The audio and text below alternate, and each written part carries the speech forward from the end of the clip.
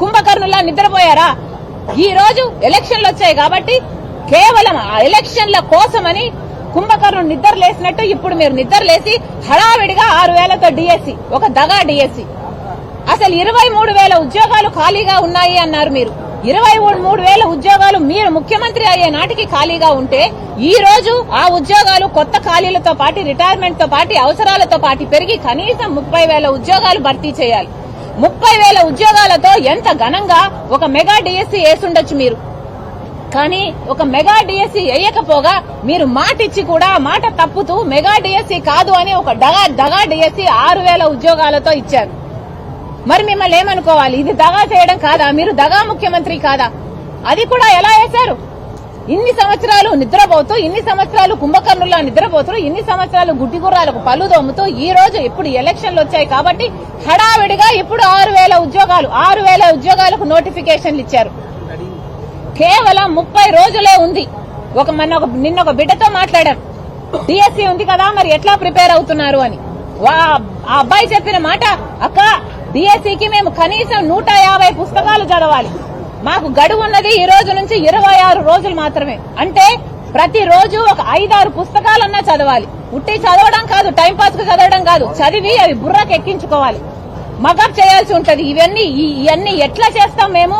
మా మీద ఎంత మానసిక ఒత్తిడి ఉంటుంది అన్నారు. లక్షలు ఖర్చు పెట్టి ట్రైనింగ్లు తీసుకుంటున్నారు, కోచింగ్లు తీసుకుంటున్నారు బిడ్డలు.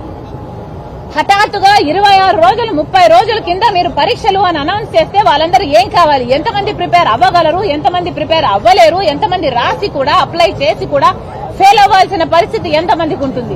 కనీసం ఆ మాత్రం ఇంకితమైనా మీకు ఉండక్కర్లేదా? ఆ పేపర్ అమ్మా, ఒక్క నిమిషం. నిలబెట్టుకోకపోగా ఈ రోజు మళ్లీ దబాయిస్తూ 6 లక్షల ఉద్యోగాలు భర్తీ చేశామంటున్నారే. పట్టపగలే పచ్చి అబద్దాలు చెప్పడానికి కనీసం నిస్సిగ్గుగా మాట్లాడడానికైనా మీకు కొంచెమైనా ఉండాలి కదా. ఇది జగన్మోహన్ రెడ్డి గారి ప్రభుత్వం విడుదల చేసిన షీటు. ఈ షీటులో అంట వారు 6 లక్షల ఉద్యోగాలు ఇచ్చారట. దీంట్లో రెగ్యులర్ ఉద్యోగాలు ఉన్నాయి, కాంట్రాక్ట్ ఉన్నాయి, అవుట్ సోర్సింగ్ ఉన్నాయి. రెగ్యులర్ ఉద్యోగాలు 1,84,000, కాంట్రాక్ట్ ఉద్యోగాలు 19,000, అవుట్ సోర్సింగ్ ఉద్యోగాలు దాదాపు 4 లక్షలు. ఇవన్నీ కలిపంట 6 లక్షలంట. ఈ 6 లక్షల ఉద్యోగాలు వాళ్ళు ఇచ్చేశారంట. ఏది? అవుట్ సోర్సింగ్, కాంట్రాక్ట్ అన్ని కూడా వాళ్ళు ఇచ్చిన ఉద్యోగాలేనంట. ఇవి కూడా రెగ్యులర్ చేసిన వీళ్ళు 1,84,000 ఉద్యోగాలని వీళ్ళు ఏదైతే అంటున్నారో ఈ 1,04,000 ఉద్యోగాలలో ఏమున్నాయో తెలుసా? ఇక్కడ 1,21,000 ఉద్యోగాలు గ్రామ సచివాలయానికి సంబంధించిన ఉద్యోగాలు. అంటే వాళ్ళ కార్యకర్తలకు వాళ్ళ సైన్యంగా తయారు చేసుకున్న వాళ్ళకే 1,21,000 ఉద్యోగాలు ఇచ్చుకున్నారు. ముందు చెప్పిన మాట 2,30,000 ఉద్యోగాలు ప్రభుత్వ శాఖల్లో ఖాళీగా ఉన్నాయి, అవన్నీ భర్తీ చేస్తామని చెప్పిన వాళ్ళు, ప్రభుత్వ శాఖల్లో ఏపీపీఎస్సీ ద్వారా భర్తీ చేస్తామన్న వాళ్ళు అవేవీ చేయకుండా 1,21,000 ఉద్యోగాలను గ్రామ సచివాలయానికి సంబంధించిన ఉద్యోగాలను భర్తీ చేసి మేము ఉద్యోగాలు ఇచ్చామని చెప్పుకుంటున్నారు. అంతేకాదు దీంట్లో ఉన్నది ఇంకొక 51,000 ఉద్యోగాలు ఆర్టీసీని విలీనం చేసుకుంటే వాళ్లకు పర్మనెంట్ అయిన ఉద్యోగాలు. అవి ఆ రోజు 2,30,000 ఉద్యోగాలు ఖాళీలలో ఇవేవీ లేవు. అంటే 2,30,000 ఉద్యోగాలు ఆ రోజు ఏవైతే ఖాళీగా ఉన్నాయో ప్రభుత్వ శాఖల్లో ఈ రోజు కూడా ఖాళీగానే ఉన్నాయి. ఏపీపీఎస్సీ ద్వారా వీళ్ళు భర్తీ చేసింది ఏమీ లేదు. తీరా అన్ని లెక్కలు చూస్తే 2,30,000 ఉద్యోగాలు వీళ్ళు భర్తీ చేయాల్సి ఉండగా ప్రభుత్వ శాఖల్లో వీళ్ళు చేసింది ఎంతరా అంటే 2,557 ఉద్యోగాలు మాత్రమే. సిగ్గుండాలి కదా.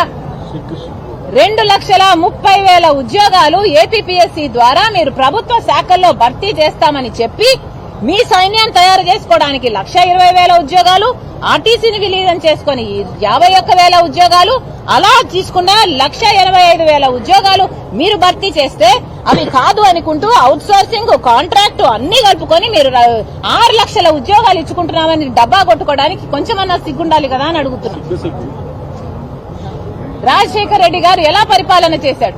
రాజశేఖర రెడ్డి గారు 50,000 ఉద్యోగాలతో డిఎస్సి ఇస్తానన్నాడు. ఇచ్చిన మాట ప్రకారం రాజశేఖర రెడ్డి గారు మాట నిలబెట్టుకుని 52,000 ఉద్యోగాలతో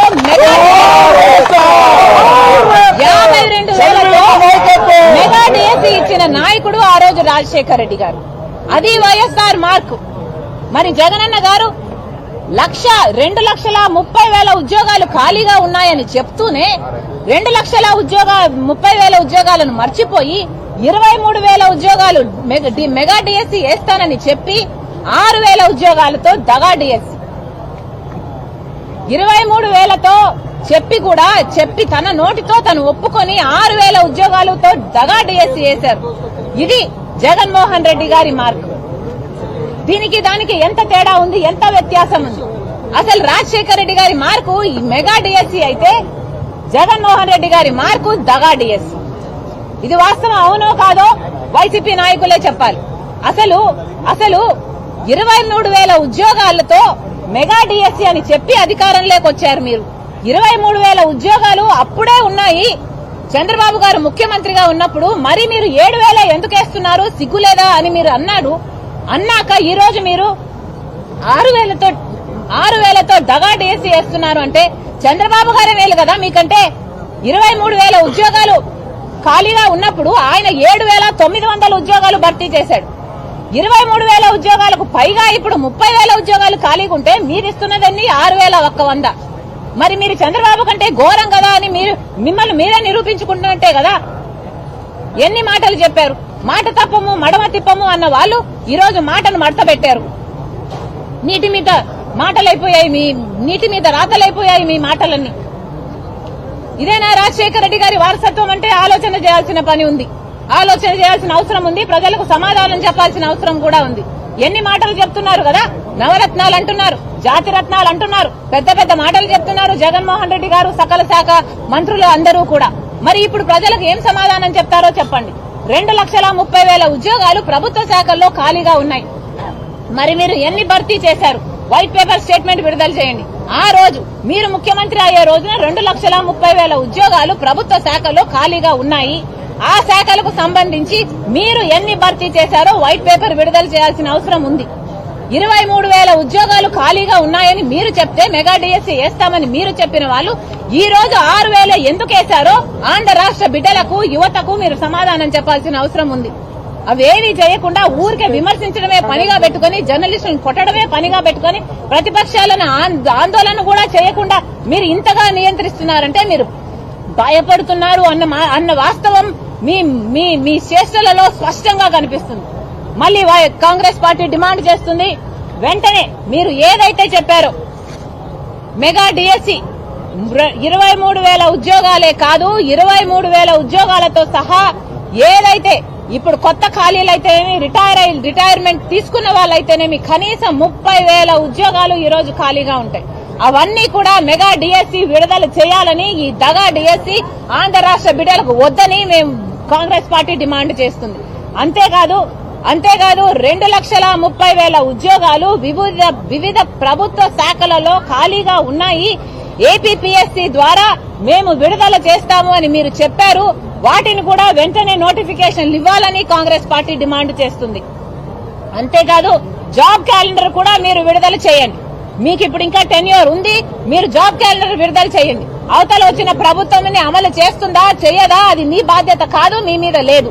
కనుక మీరు చేయాల్సిన బాధ్యత జాబ్ క్యాలెండర్ వెంటనే విడుదల చేయండి. ఆ 2,30,000 ఉద్యోగాలను ఎలా భర్తీ చేస్తారో, ఎప్పుడు భర్తీ చేస్తారో ఆంధ్ర రాష్ట్ర ప్రజలకు చెప్పాల్సిన అవసరం ఉంది.